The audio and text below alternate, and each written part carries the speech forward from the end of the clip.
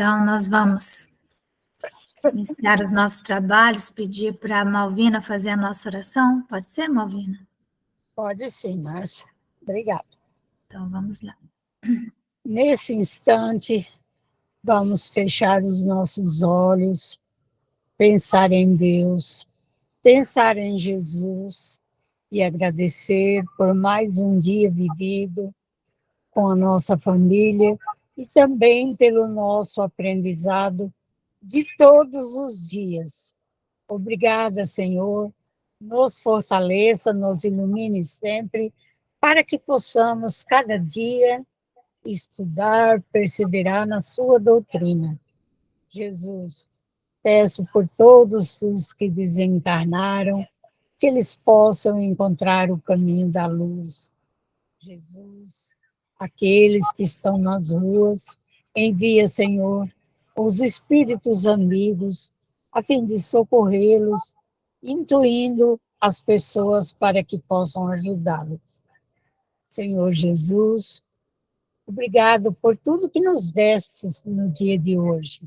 A família, o trabalho e o estar neste momento com as nossas amigas, no aprendizado do teu evangelho mais uma vez. Senhor, leva, Senhor, a saúde e a paz, a cura aos hospitais, onde tem tantos doentes nesses momentos, que a luz se passa nesses locais. Jesus, te peço pelo nosso Brasil, ilumina, Senhor, derrame bênçãos no nosso Brasil, que é tão lindo, tão maravilhoso e está tão sofrido, que possamos sempre, Jesus, contar com a sua presença na melhora do nosso Brasil. Obrigada.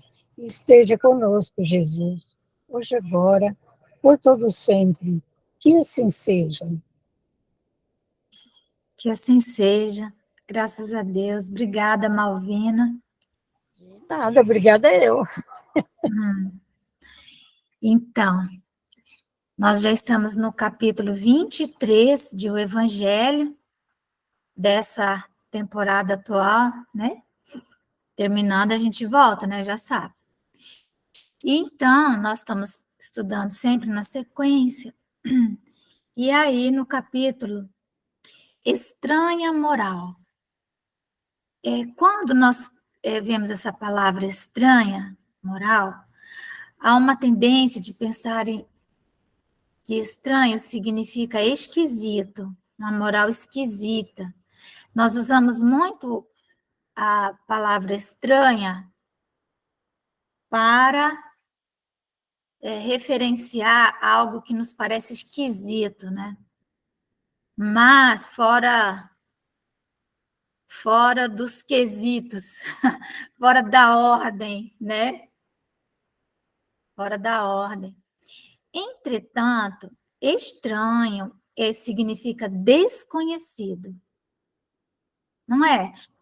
Tem uma pessoa estranha no nosso meio. Estranho é porque ela é desconhecida, não é porque ela é esquisita.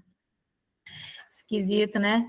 Não é isso, ela é estranha porque ela é desconhecida. Então, essa estranha moral de Jesus, ela era e até hoje ainda é desconhecida. Porque, afinal, Jesus veio para trazer uma moral cristã, que é diferente da moral pagã, né? da moral dos mitos, do período mitológico, não é? E diferente da moral dos judeus que haviam adotado práticas que conflitavam com a essência do pensamento religioso, né? Então, Jesus vem trazer uma moral desconhecida. E até hoje nós ainda não conseguimos compreender essa moral. Quantos de nós, espíritas, que vivemos ainda prisioneiros de uma moral medieval da Igreja Romana, que desfigurou completamente essa moral do Cristo, trazendo algemas para todos, criando um mundo de grande sofrimento e de grande culpa para escravizar as mentes, não é? Foi isso que aconteceu. E então exercer um poder temporal, né? Poder mundano do mundo. Então, há uma fala de Jesus que ela é estranha, mas que as pessoas, como eu disse, entendem como esquisita. Fora dos quesitos, fora daquela ordem que já se estratificou como sendo correto, né? Então, vamos lá. Como nas suas pegadas caminhasse grande massa do povo, voltando-se, disse-lhes, Jesus, voltando-se, disse-lhes, se alguém vem a mim e não odeia seu pai, a sua mãe, a sua mulher e a seus filhos, a seus irmãos e irmãs, mesmo a sua própria vida, não pode ser meu discípulo.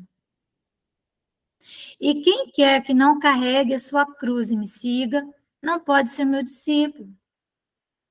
Assim, aquele dentre vós que não renunciar a tudo o que tem, não pode ser meu discípulo. Olha que fala forte. Lucas 14, 25 e 27 a 33. Aí, e tem 2. Aquele que ama seu pai ou a sua mãe, mais do que a mim, de mim não é digno. Aquele que ama a seu filho ou a sua filha, mais do que a mim, de mim não é digno. Então, coisa complexa, coisa estranha, difícil de entender, não é? Principalmente nós que ainda trazemos essa moral, né, da igreja. Veja que Jesus, ele está caminhando e as pessoas o seguiam. Isso acontecia muito, isso começou a acontecer depois que ele transformou água em vinho. Ele disse para a mãe dele que não tinha chegado a hora dele, mas ela disse, faz mesmo assim, porque são nossos amigos, acabou o vinho, e aí vai ficar muito ruim esse casamento se acabar o vinho. Ele foi e transformou.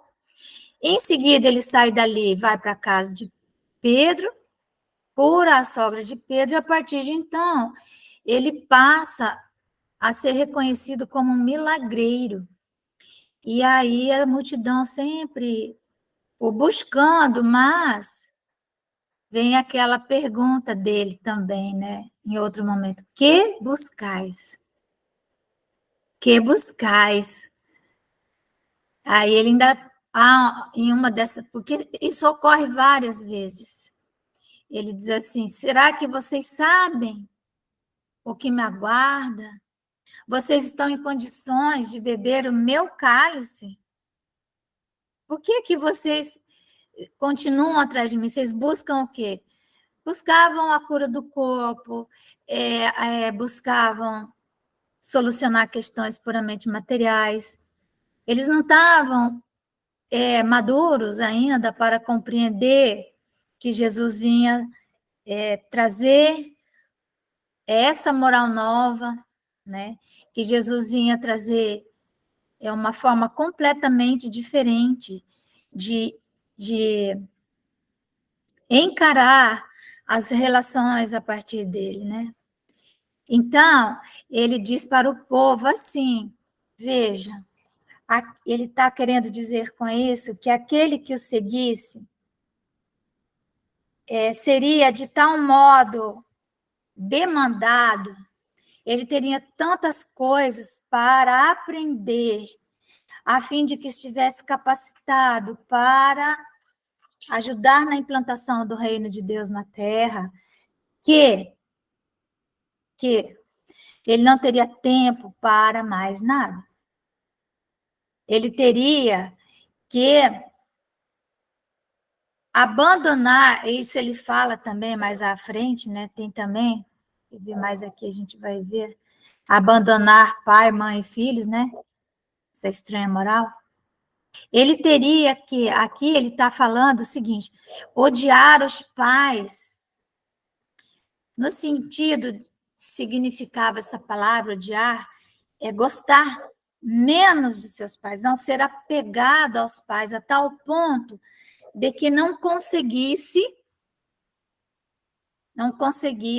deixá-los para se entregar ao reino, para se entregar a tudo que o reino iria exigir de cada um. Então, o discípulo verdadeiro dele tem que estar preparado para isso, não é? E nós estamos preparados? Certas palavras, então aí vem a explicação dos espíritos, né?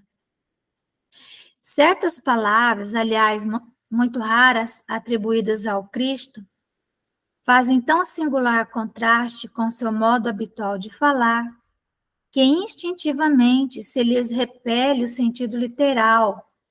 Claro que ele não está falando que é para odiar, no sentido que nós entendemos hoje o verbo odiar, né? Não é isso. Odiar aí é gostar menos. Sem que a sublimidade da sua doutrina sofra qualquer dano.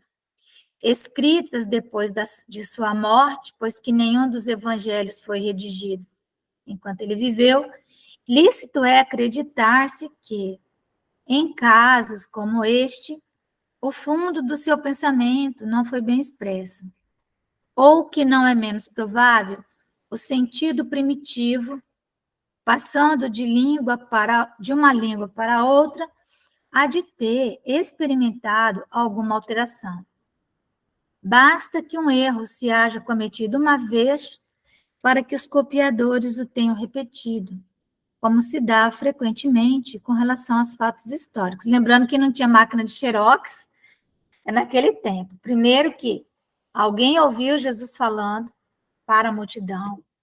Provavelmente ele estava esclarecendo à multidão que eles não estavam preparados para seguir, que ele iria exigir muito dos seus discípulos, que os seus discípulos seriam perseguidos, muitos morreriam. Então, eles não teriam condições de sorver o cálice. Tem uma fala de Emmanuel, que agora eu não vou me recordar onde está, que ele diz que o trabalho com o Cristo, no começo, é fácil. Quando nós chegamos com o Cristo,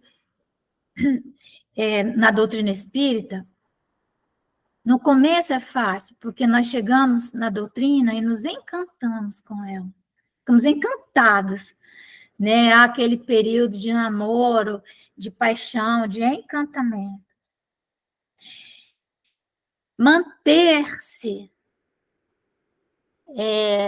fiel por um tempo grande é extremamente difícil, diz Emmanuel. E chegar ao final da estrada é crucificar-se. No final tem uma cruz nos esperando.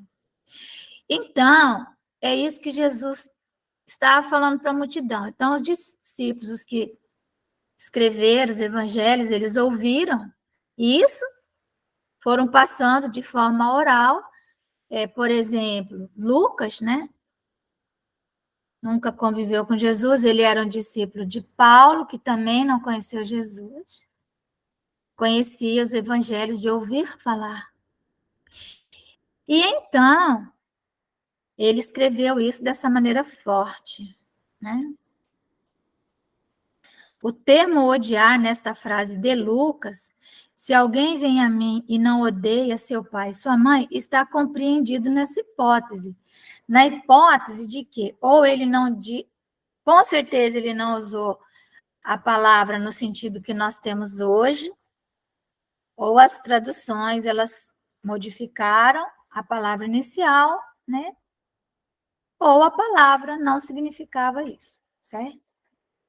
A ninguém acudirá atribuí-la a Jesus. Jesus jamais falaria isso para você odiar o seu pai e a sua mãe no sentido atual. Absolutamente. Mas ele estava dizendo que chegaria um momento que nós teríamos que escolher. Sabe aquela mãe que às vezes ela tem um trabalho a fazer, o filho está com febre, evidente que ela já tomou todas as providências, ela tem que sair por algum tempo, e ela fica confusa, né? E às vezes ela entrega a criança assim na mão de Jesus para ir fazer a tarefa, fica o tempo todo lá ansiosa e volta, né? Não é fácil tomar essa decisão, né? Não é. Não é mesmo, é muito difícil. Às vezes o companheiro, né? Às vezes você tem um companheiro que não entende. Não entende. E aí vem os conflitos. E aí, você vai atender quem? Jesus ou o marido? Jesus ou a esposa? Qual o momento que você vai dizer não para a sua família? Muitas vezes as exigências domésticas são mesquinhas, infantis e injustificáveis. E você tem que falar não. Tem que falar não. E aí vem as consequências, né? Quantos casamentos que vão por águas abaixo. E Mas, todas nós passamos por isso, né, Márcia? nossa, sim, Fala assim, é um retrato vivo de cada lar. de cada lar. É, E porque é quanto assim mais mesmo. você tem, assim mesmo. E quanta coisa a gente ouve, né? Então é isso. Aham. Então, Jesus não falou isso, ele só disse assim: se você tiver que fazer uma escolha, não tem jeito, porque, lógico, se você conseguir contemporizar, que ótimo, mas às vezes não dá.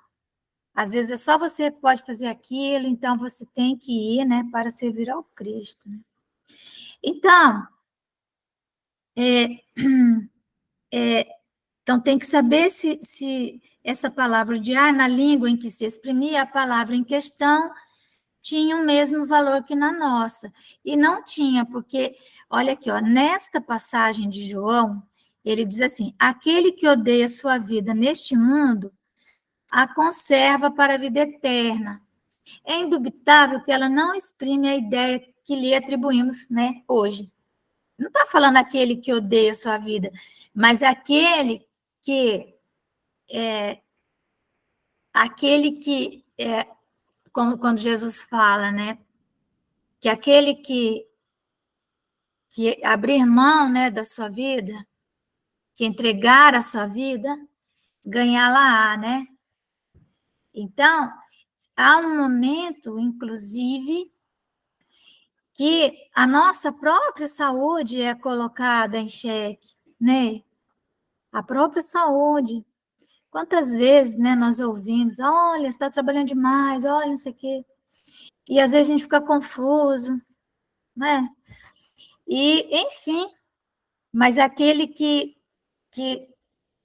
não é que ele despreza a vida, não é desprezar, mas que, se for necessário, entrega a sua vida em holocausto pelo Cristo, como os cristãos faziam, né?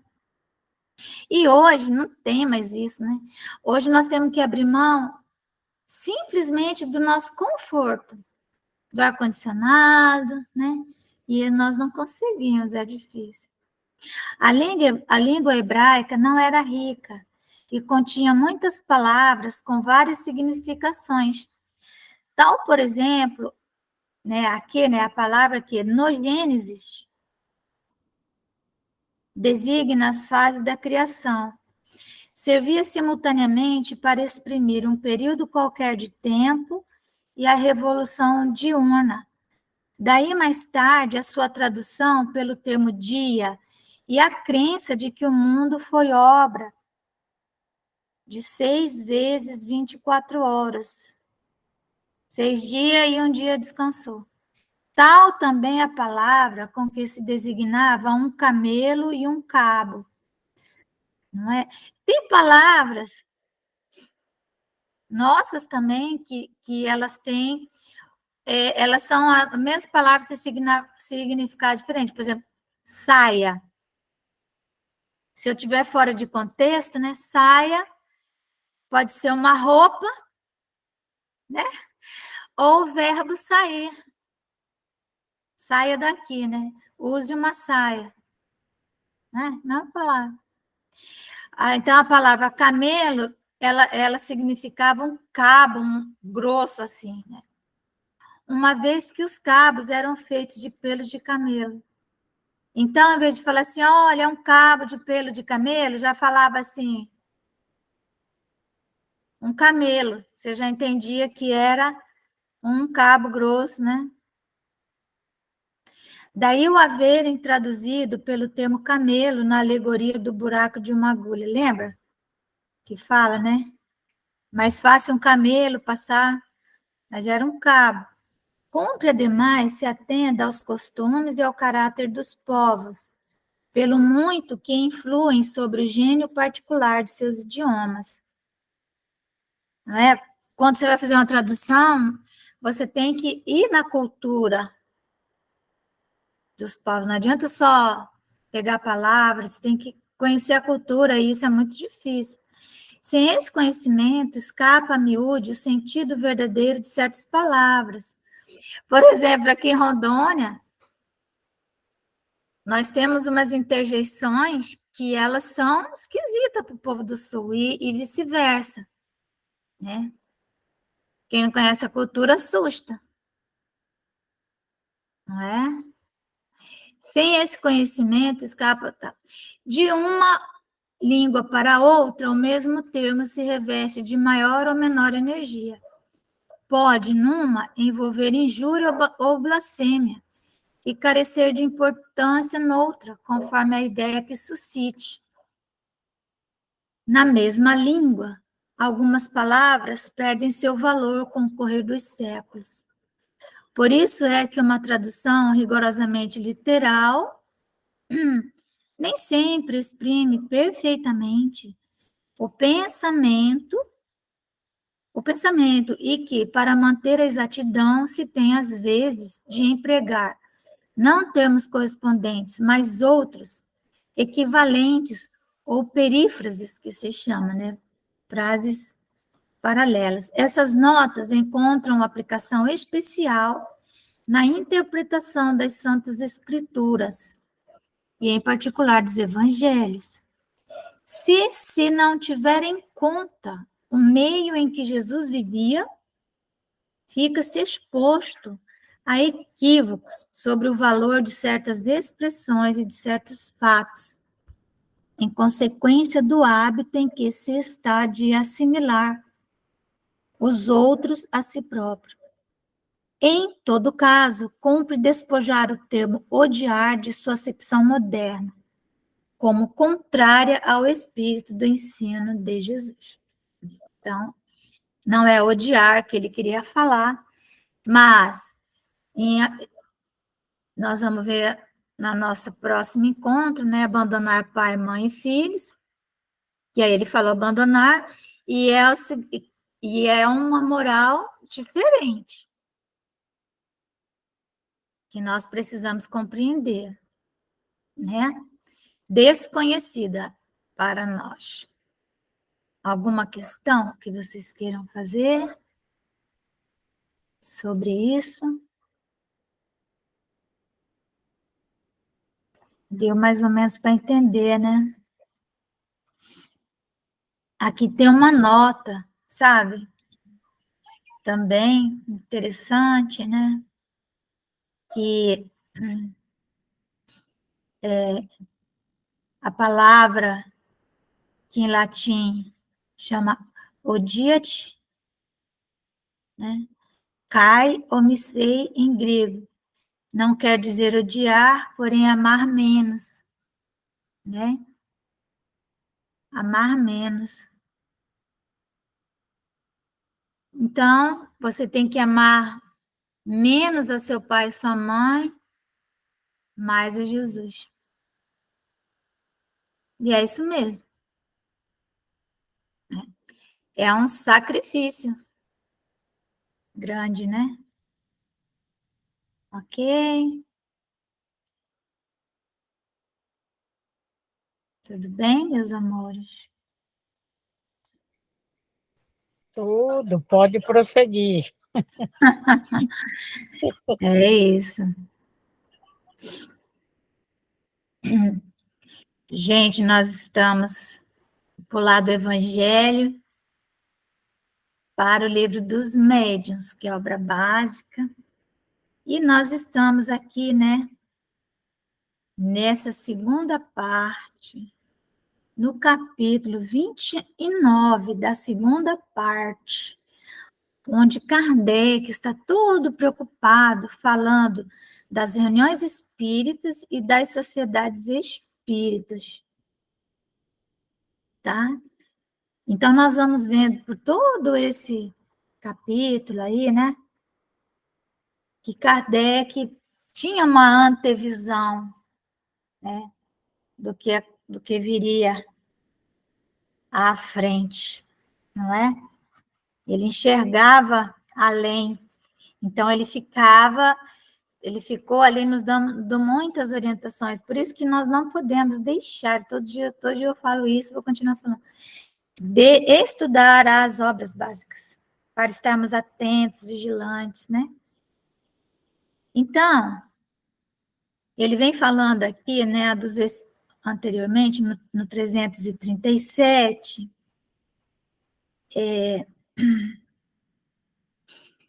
da importância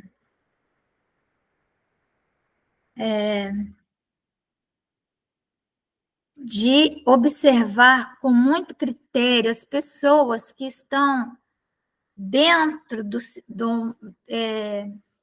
das reuniões, hoje que cresceu muito o espiritismo, dentro do movimento espírita, aqui ele está falando das reuniões ainda, mas dentro das reuniões também, dentro do centro espírita, no movimento espírita, a depender da relevância dessa pessoa, do quanto ela é conhecida, se ela é uma celebridade, se ela não é, o cuidado para avaliarmos se ela realmente conhece o espiritismo profundamente, se ela não é uma pessoa que quer gerar conflitos, se ela, às vezes, até começou bem, mas deixou o orgulho, né, deixou a vaidade, a arrogância. Eu sempre falo que aqueles... Me preocupa um pouco, às vezes, os jovens espíritas que muito cedo se tornam celebridades. Hoje é fácil, né, pela internet. E antes dos 40 anos não se forma nenhum filósofo, sabe? Porque o cérebro só amadurece depois dos 40 anos. Então, às vezes, muito jovenzinho, ele, cheio de vigor, se empolga e depois não dá muita conta, porque vem os problemas do mundo, do dia a dia, da rotina, os obsessores, né? E começam a insuflar, muitas vezes, a vaidade, o orgulho, a arrogância, e aí aquilo que era uma grande promessa, né, de trabalhador. Por isso que Jesus espera a pessoa lá, ele prefere os seus trabalhadores bem na idade mais provecta. Veja Allan Kardec, né? Ele se preparou a vida inteira. Quando ele achava que ele tinha aposentado, aí que Jesus chamou ele para fazer a tarefa para a qual ele veio. Até então, ele percebeu que então tinha sido só preparação. Então, aqueles que se julgam cansados, envelhecidos, terceira idade, é essa idade aí que Jesus prefere, porque já não temos mais tanto aquelas ilusões do mundo e a pessoa já deu muita cabeçada, né? Enfim. Mas, então, a preocupação, né, de o que é que está se infiltrando naquele grupo, como aquele grupo foi composto, essas pessoas, qual era o compromisso delas com a moral do Cristo, né? Como nós vimos no Evangelho, é uma moral estranha, que vai exigir muito de cada um. Estão preparados na hora que vem mesmo, né? A exigência, ou os dirigentes vão ter que ficar fazendo concessões para que a pessoa não abandone a tarefa. Eu digo para alguns dirigentes, você mima demais esse teu povo aí, né? Às vezes fica mimando, no sentido de, não vamos falar isso, porque fulano vai se sensibilizar e tal. Mas é o como você conversa e leva, né? Às vezes não é ser grosseiro, não é isso não. Mas é levar as coisas de uma forma assim, trabalho, né, tem que ser feito e tal. Então, questão 338. Além dos notoriamente malignos, né, aqueles espíritos do mal, que se comprazem no mal, lembra que nós vimos no estudo de O Livro dos Espíritos? Olha como é importante, né, estarmos vinculando as obras. Nós vimos, na classificação dos espíritos, aqueles que, os espíritos imperfeitos, tem os impuros, que são aqueles que se comprazem no mal. É a classe número 10 dos espíritos imperfeitos. A 10ª classe. Eles são maus, gostam do mal. São notoriamente maus.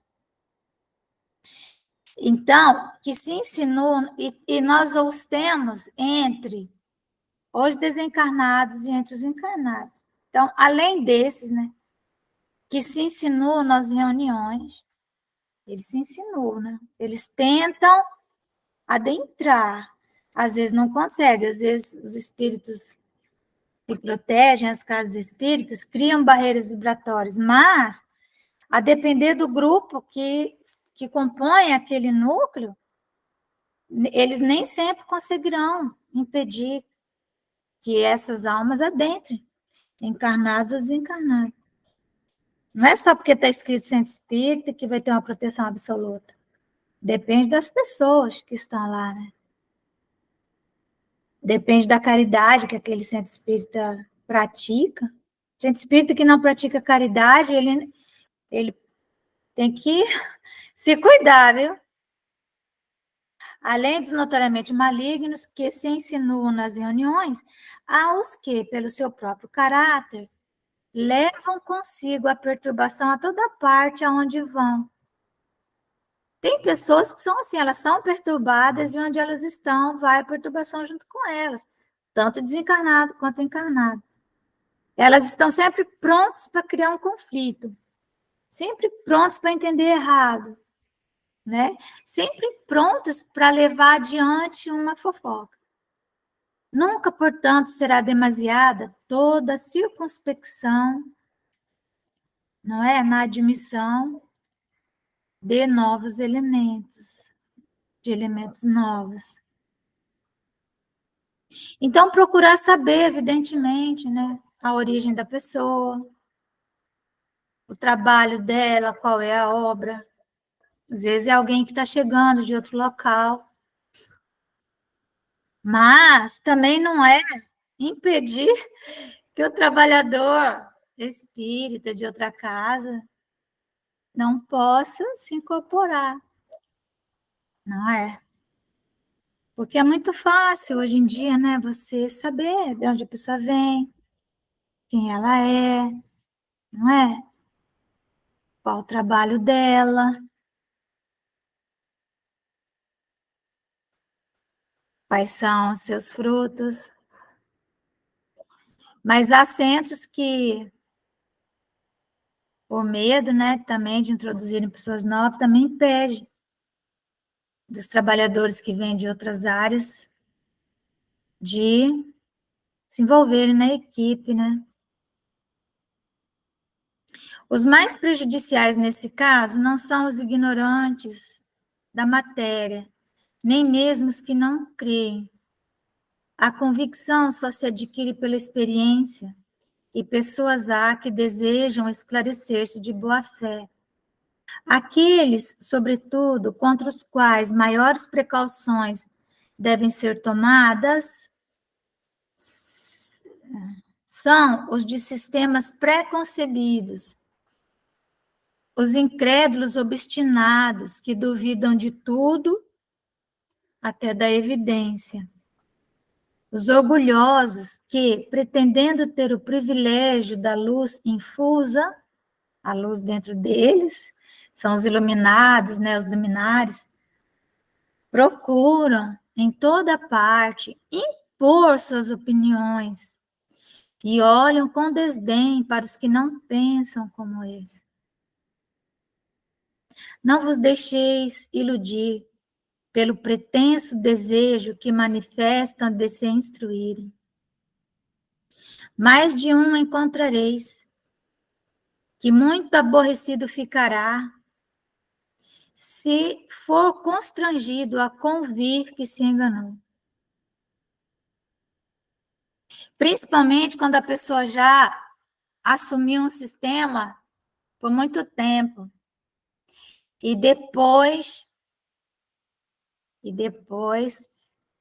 ela é constrangida a ver que aquele sistema que ela estava defendendo com unhas e dentes, ele carece de base sólida na codificação de Allan Kardec. Não tem. Nos princípios da doutrina, né? Não passa pelo crivo da universalidade dos ensinos. Então, a pessoa não suporta isso.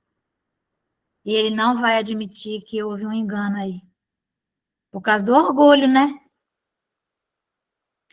Então, o que nós temos que fazer? Nos guardar dessas pessoas. Não é? Nos guardar. Às vezes é difícil, porque às vezes são amigos, pessoas que nós amamos profundamente. E nós temos que ter um cuidado para falar, porque a gente ama, né? Guardai-vos principalmente desses peroradores. Ó, peroradores. Insípidos. O que é peroradores? Per significa mais. Perdoar, doar mais. Esse prefixo per, ele significa uma ênfase, né? Algo que se amplifica. Permanganato de potássio, né? Então, significa que é algo mais do que um simples manganato de potássio. Então, peroradores é aquele orador, sabe? O pessoal antigamente falava, tem o Divaldo Franco e tem o Divaldo Fraco, né? Já ouviu falar dos Divaldo Fraco? Aqueles que querem ser igual ao Divaldo, mas só na oratória. Mas você vai ver, cadê a obra? Ele tem chão? Cadê onde que ele está assentado? Não é? Cadê a sua obra? Qual é a sua história? Então, o Divaldo, ele está assentado numa obra sólida. É isso que tem que ser visto. E não se ele tem uma oratória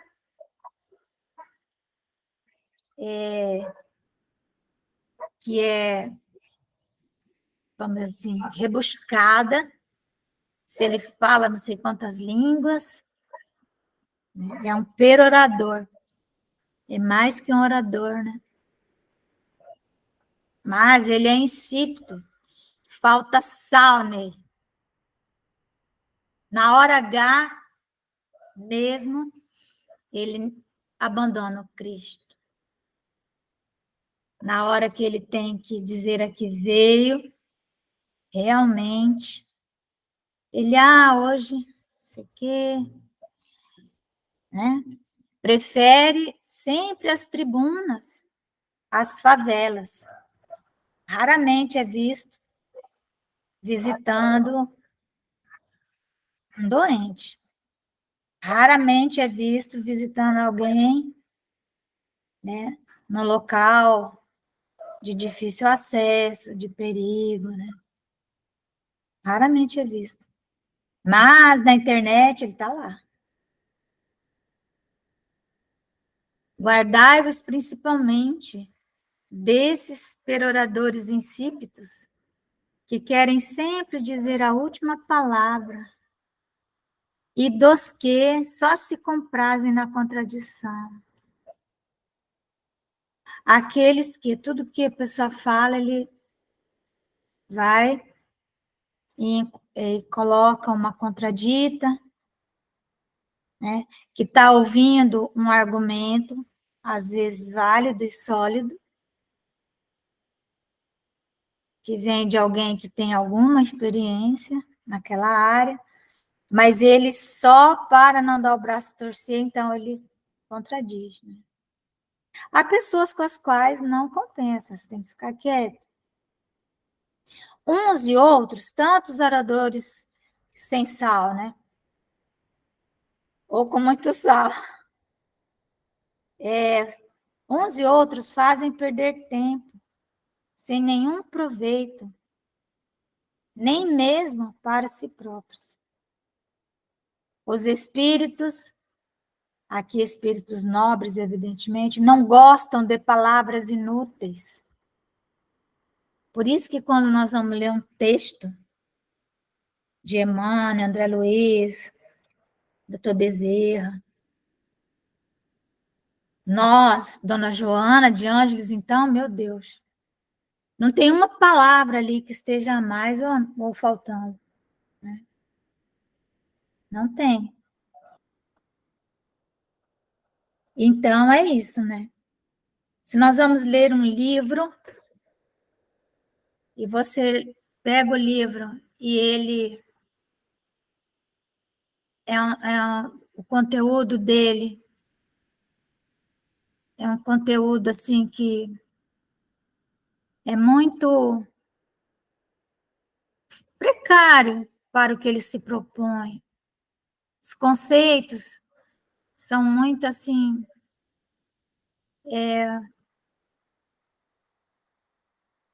muito superficiais. São conteúdos que